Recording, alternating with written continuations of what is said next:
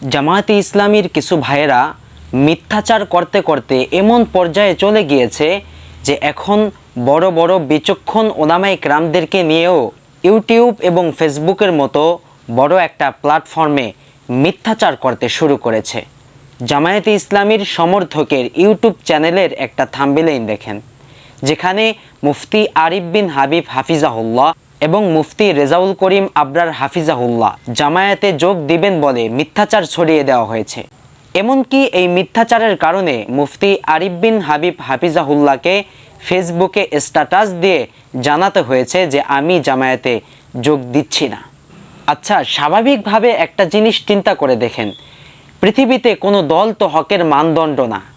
হকের মানদণ্ড হচ্ছে কোরআন এবং হাদিস।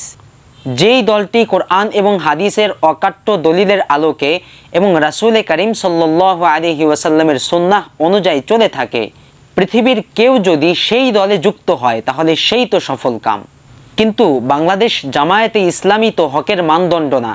মৌলানা মওদুদী মরহুমের ভ্রান্ত আকিদার কারণে এই দলটি এখন প্রশ্নবিদ্ধ।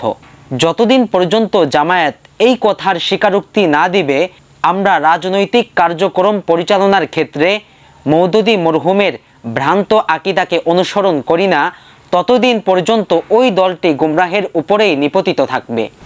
এখন দেখা গিয়েছে কওমি মাদ্রাসায় পড়ে নাহবেমির ফেল করা একজন ছাত্রও যদি জামায়াতে ইসলামীতে যোগ দেয় তাহলে তাদের ভাবসাব যেন এমন যে তাদের দলের ডোনাল্ড ট্রাম্প যোগ দিয়েছে।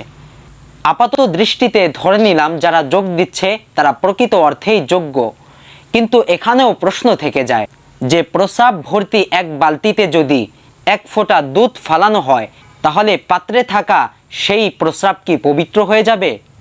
যেহেতু আকীদাগত বিষয়ে জামায়াত এই জাতিকে সুস্পষ্ট করেনি, তাই সেই দলে যত যোগ্য আলেমই যোগ দিক না কেন সেই দল কখনো হকপন্থী হয়ে যাবে না।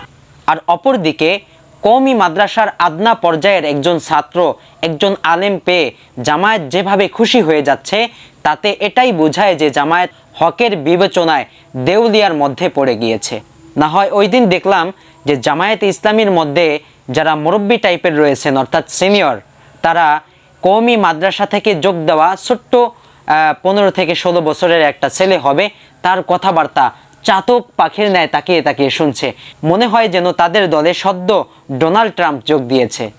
জামায়াতে ইসলামীকে একটা কথা মনে রাখতে হবে যে জামায়াতে কারো যোগ দেওয়াতে দল পবিত্র হয়ে যায় না।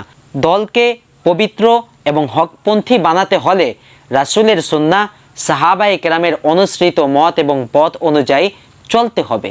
জামায়াতে ইসলামের বড় বড় লিডার হিসেবে যদি হকপন্থী ওলামায়ে কেরামদেরকে রেখে দেওয়া হয় আর তাদের কর্মীরা যদি কোরআন এবং সুন্নাহ অনুযায়ী না চলে তাহলে এক্ষেত্রেও দলের সফলতা কিছুতেই অর্জিত হবে না।